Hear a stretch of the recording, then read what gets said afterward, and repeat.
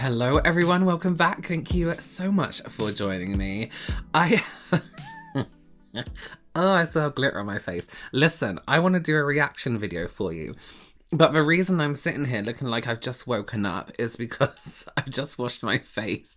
Oh, there's glitter everywhere. I've taken off my makeup completely and I want to laminate my eyebrows. I'm running out of time this week and this weekend. So what I'm going to do, I'm going to sit here and react to some videos and do what I usually do, but I'm just going to be laminating my brows throughout. This isn't a brow laminating tutorial. Don't get advice from me. I'm not a professional person who can deal with chemicals. I just have this thing from Amazon. It's how I do it. Please don't take it as advice. But yeah, okay, so reactions. You can tag me on anything. Instagram stories, TikTok stuff, at Robert Welsh MUA on TikTok, at Robert WLSH on Instagram. Let's just get into it. You tag me in a lot. Oh, and here's what I always say, and I always forget to say. These reaction videos aren't to like shame people and be like, oh, that's so shit. Do whatever you want. But it's for people who maybe have tried these like hacks, and we know with Instagram Reels and TikToks, we're getting all these kind of hacks that are a little bit questionable sometimes. And these reaction videos are for people who maybe have tried things and like, you know what, that doesn't really work for me. Why isn't it working for me? Because it's not really, you know, it doesn't really work for a lot of people because it's shit. No. And as I always say, but always forget to say, individuality and creativity have no rules, but makeup most definitely has a theory. So let's take a look. Let's go to TikTok first, and I'm going to go to my apps.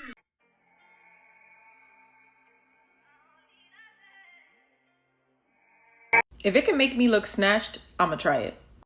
I'm using the NYX Jumbo Eye Pencil in, I think this is Milk. Okay, this is the one that threw me off. I was like, what the hell is this gonna do? But hopefully this works. So a fluffy brush wasn't really working for me. I'm using this flat shader brush. Hopefully this works out better, although you can still see that line. These two I'm not sold on, but I feel like this one and this one right here is probably a really good hack for making the eye look really sculpted and defined. I feel like that kind of did something. So here's the reason, excuse the no eye contact with the camera. Here's the reason, right? Okay, I have a few things to say about this technique. The reason I chose that video, I've been tagged in a lot of videos replicating that technique of the 3 lines. The reason I chose that one is one, because the video quality is probably the best one on TikTok, and it really shows the result after blending without like any blurring or any filters and everything like that. And the way they talk through it is a really good, clear, you know, review almost. It's not just someone going at the end of it. So let's start with my issue with it first, right? Let's remember, drawing white lines on our face in a direction, it doesn't act as tape. So it's not, you know, it's like we're not pulling up like this. What you're doing is literally highlighting that line, right? So this one here and this one here work because they are next to something in comparison. This one here works because it's cutting off your bronzer or your blush. So it's creating that line. So in comparison, when it's blended and it's cut off, it's making that angle. So it's making that angle. That's why that works. Not because it's pulling up or anything. And same on the one by the eye. You're probably cutting off your eye makeup, or you're cutting off your liner, or you're going in the same direction as your eye makeup or liner. So again, in comparison, we have that shape. The one on the cheek is very questionable. Reason being, do excuse me. So reason being, if you do it, let me do it. Please ignore the wrap on my head. So we've cut off our bronzer with that one, making an angle. We've cut off our eye makeup with this one, making this angle. What exactly are we cutting off here? The only thing we're going to do is maybe when that's blended in, is probably highlight this point of our cheek, right? And then I put highlighter in this little crevice here, so we're highlighting that as well. So the only thing we're really going to do is make this appear more prominent, but it's not pulling upwards in any way.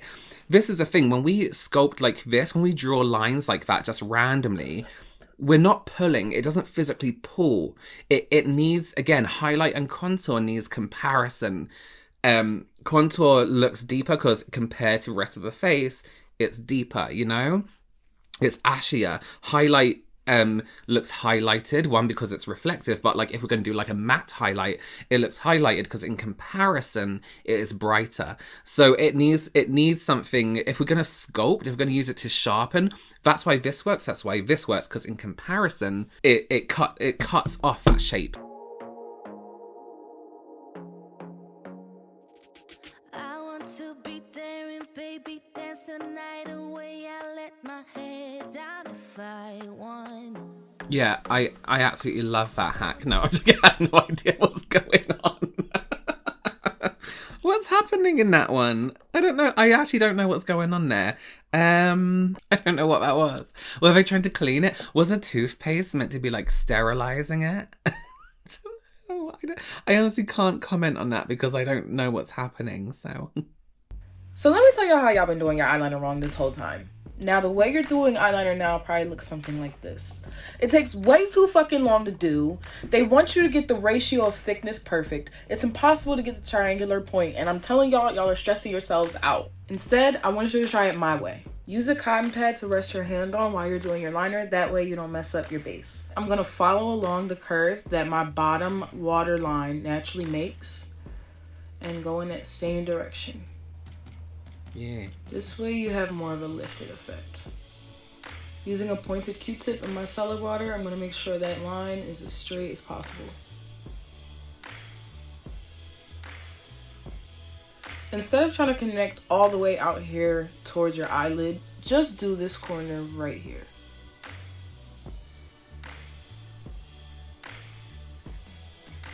Now, this next step will depend on your skill level and your eye shape, but you're basically going to just follow along the rest of your eyelid and draw the thinnest line you possibly can. I think the difference is pretty clear. This side is lifting and snatching my eye upwards, and it doesn't necessarily call for lashes. However, this side, sometimes with your liner, it makes you feel pressured into wearing lashes, which is not for everybody. This black, thick outer corner is essentially weighing my eye down. So try it this way. You're welcome.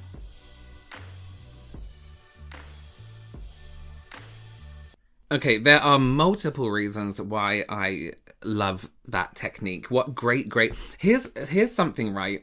Not this video, but here's something that a lot of, like, when people are doing makeup hacks, they're like, draw the line outwards and then connect this to this. It's like, that's the hard fucking part, is getting the line in the first place. It's on the top of the lid. I find this line easy, done, flick, done. But that's the hard bit. So to see a technique like this, let's break it down step by step. That technique of following your bottom waterline and then carrying on as it goes is such a great technique for your eyeshadow, for where you should end your false lashes. You know, that dip in your lash, it shouldn't go past that. As they said at the end of a video, it's lifting, it gives that lifted effect. And then to give that tiny little like bit of connection there rather than going the whole way. And there's a few ways you can go with that. That liner looks incredible, absolutely beautiful. If you did want to, you can build it up and start adding little bits exactly where they said to keep adding in that little corner. Stunning, absolutely stunning. I haven't done a liquid liner for ages. I might just go ahead and do it after watching this. But again, just really great advice. And the way it really does show you, you know, that heavy black line, which is some people's style, which is absolutely great. But if you're thinking, you know what, I love a black liner, but it does bring my eyes down or is a little bit difficult, what an amazing way to do it. Incredible. Do you face these problems with your makeup foundation? Foundation coming off when you touch it? Foundation cracking and peeling off? Foundation that is patchy and is hard to spread it out evenly? Today you will find out the correct way to apply foundation. The original source of this video is from Chinese version of TikTok by Lalai Lu Zhuang. I translated the video from Chinese to English hoping more people will be able to learn the proper way of applying foundation. She will be showing both the common mistake and the correct way of applying the foundation. The first mistake people made are applying too much skincare products onto their face. Moisturizer spray, essence, lotion, cream, sunscreen. And finally foundation. But this will result in patchy and hard to spread the foundation evenly. What we shall do instead is to only apply the necessary skincare products and leave the rest for our nighttime skincare routine. Just before makeup, the skincare routine for oil skin shall apply moisturizer spray that are transparent and not thick, lotion and sunscreen. For dry skin apply moisturizer spray, essential oil and sunscreen. Wait for 4 to 5 minutes for the sunscreen to dry before apply the foundation. Second mistake people make is to apply the foundation to the whole face all at once. The foundation will dry out before you will be able to spread it out evenly. This will result in patchy and uneven spread of the foundation. The correct way is to apply on half of the face first before the other half. First, put foundation onto the hand.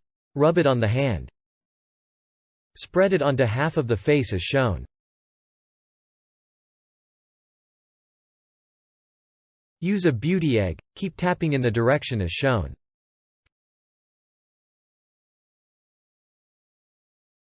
This is the result. For area not in the core region like the area around the eye, near the nose and wrinkles, we shall use the remaining foundation of the beauty egg and apply it to those area. Those are the area we need to have the least amount of foundation applied. Use a brush around those area to thin out the foundation. This is the result. I think that's really good advice. It's 100% true about the prep for your skin, and a lot of you have heard me say this already. Sorry, this bit here. Like using so much, we see people dropping things, and although it's very pleasing to the eye, when it actually comes to practicality and wear of your foundation, your skin isn't going to take all that in and everything's going to be great. You need to really prep for your skin type, and make sure you're using the amount of products that your skin can kind of cope with and deal with and is happy to use, you know? And that's why I don't like dropping stuff, because usually one little drop can do the whole face, whereas people do like a whole drop here and a whole drop. It's way too much shit. And now I forgot what else was in that video. Doing one half of face and one half of it, I would maybe just start in the middle. That's a good place to start, is in the middle. And here's the deal. It's not about like, oh, natural, you shouldn't do full coverage. You can absolutely do full coverage foundation and full coverage. Just make sure you're building up to that full. You don't want to do everything on the skin and then blend it into place. Start from the middle and blend it outwards here. For example, my skin, this is where I would need the most coverage.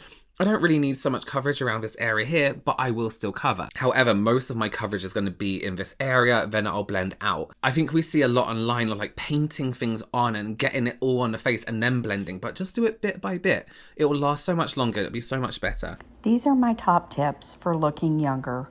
One side of my face is going to look much older by the end of this video. Look how this eyeshadow goes in a downward motion. You always want to go up or to the side. That's what keeps us looking young as we start the aging process. When you take that darker eyeshadow color and you go right into that crease, it closes off your eyes and makes you look so much older. Instead, go in a sideways V on the outside corner and you are going to look so much younger.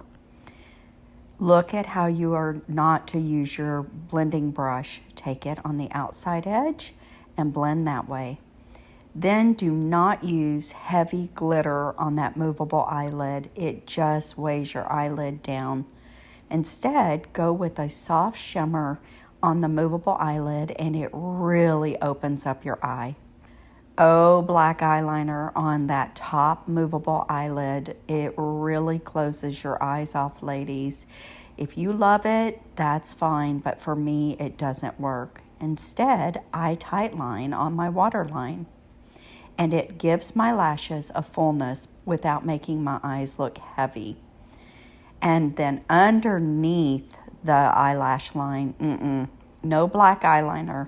Instead, a soft brown eyeshadow. It looks great. Eyebrows are such a problem, but don't start filling in your eyebrows at the front and don't go in a rounded motion towards your eyelid. It really does weigh down your eye and it makes you look older. Instead, start in the center and bring the tail outward, but not downward. And then go back in and fill in the brow hairs. It works beautifully every time. Try not to do a moon when you're putting your concealer on. It just makes that area look heavy. Instead, do a V motion and then that highlights your face as well. Always take your brush and go upward, not downward. Oh, and the blush. This is not the way you put blush on. It makes your face look heavy. Go up, ladies, not down. What a huge difference. I hope you've enjoyed this. There was some great advice in that video just for everyone in general. Let's start with the shape that she was making through the whole socket. If you have, this is a great one if you have glasses as well. Glasses tend to close this area up a little bit. Heavier brows tend to close this area up a little bit. Hooded eyes as well. You don't want to take that darkness too far into the inside corner. As I said, it kind of makes it look very heavy and a little bit too much. So to pull up that outside corner is really, really good advice. Black liner. For anyone under the eye is so, I don't know what it is, but it is so aging. If it's not blended out and like nice and smoky, but if that solid line, look, I don't know what it is about that solid line. I just hate it. It does look really, really aging. You can be 20 and do it and you suddenly look, you know, a lot older. It's, yeah, I just don't know what that is about that. It really is all about positioning and, you know, not closing up areas and lifting some areas. The brow thing especially is a great advice for everyone. If I'm doing someone's eyebrows, I will always start from like the arch almost and then outwards and then gently shade in the inside corners. Your brows here, if you square them off too much, you can really close up that part of your face. Although it is just like the middle of your brow, it really does make a difference. Let me take this off. I get really, really red there. I know I shouldn't do it, but I do. Do it. Don't do as I, what is it? Do as I say, not as I do. Don't do what I do. Keep watching if you want to know how I did that. Before I get into the tutorial, the main two things you're going to need is the Crayola Fixing Spray and the Maybelline Lasting Fix Setting Spray. So this is a really, really good like matte setting spray. It's my favourite setting spray. It does what it says it's going to do. I bought this one, the Urban Decay All Nighter Ultra Matte one. It's terrible. It's horrible. And for the amount of money I paid for this tiny thing, for it to not to work, I look like an oily mess. How you start your makeup is very important, and I start mine by just the beauty blender that I'm going to basically use for everything. I drench that in the setting spray. Then go in with whatever primer you use and use your beauty blender to blend it out. I don't use my hands, I use my beauty blender. Also go in with the hydrating spray after. Go in with the same beauty blender that you sprayed with your Maybelline Fixing Spray, well, setting spray, and that you used to put your moisturiser on your face. My concealer, I'm going to use that same beauty blender that has the matte fixing spray, setting spray on. With my concealer, before I used to use a brush, but I don't know why. I found I get less creases when I use a beauty blender. I don't know what it is, but whenever I use a brush, my under eye creases like crazy. But when I use a beauty blender, I get 0 creases. For my forehead though, I do use a brush just because I want to be particular about where I put it. And I put like a tiny dot of a really, really light concealer there. Still using my beauty blender. Again, you want to spray the brush you're about to contour your face with, or if you're using a beauty blender to contour, make sure that's sprayed. You probably need just like one small spray, you don't need a lot. My face with the Revolution Translucent Setting Powder and the Laura Mercier Brightening Powder in shade 2. Make sure you've blended out any creases before you set your face, because if you set creases, you're going to crease. I apply them while harder with my beauty blender. You want to bronze your face off all the powder. Make sure you're happy with how your face looks before you set it, because once you set it, it's very hard to change mistakes. Now I'm literally just gonna drench my face in this spray. I go heavy, but that's how I get my makeup the way it looks. This is the most important step. You want to spray this all over your face. All over.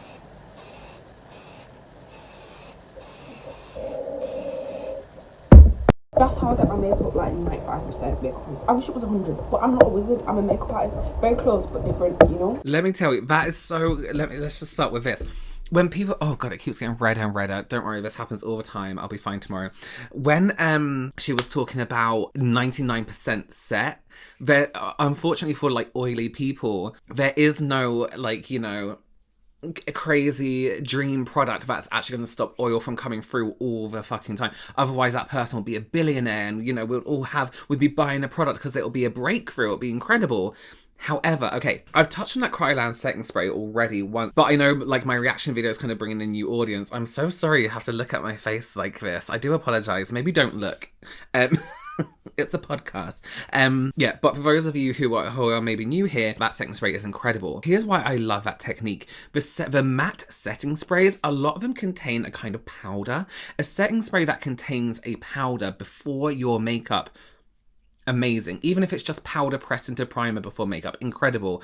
Again, you would have heard me say this a million times. Us oily people, our oil breaks down our makeup. Oil doesn't come in this way to break down our makeup. So what's the point in setting, you know, freezing your makeup or doing setting spray on top? We want to protect our makeup from what ruins our makeup, which comes out our face this way. So why are we not doing a layer of protection then our makeup, you know? So a setting spray before, a powder before, anything like that to create that barrier and that protection is an absolutely incredible idea. One thing I really, really liked in that video was that tiny bit of light concealer right there. Usually I bring mine down here, so I'm gonna try that. That looks really, really good. Just on another note. Amazing. Cool. Okay, well, honestly, I'm fine. Please don't worry for me. It happens all the time. I have sensitive skin. Thank you so much for joining me. If you have anything you want to tag me in, it's at Robert Welsh MUA on TikTok, Robert WLSH on Instagram. That's really the only places you can do that, really, isn't it? Please consider giving this video a thumbs up, and please consider subscribing also. And I will see you very, very soon. Bye.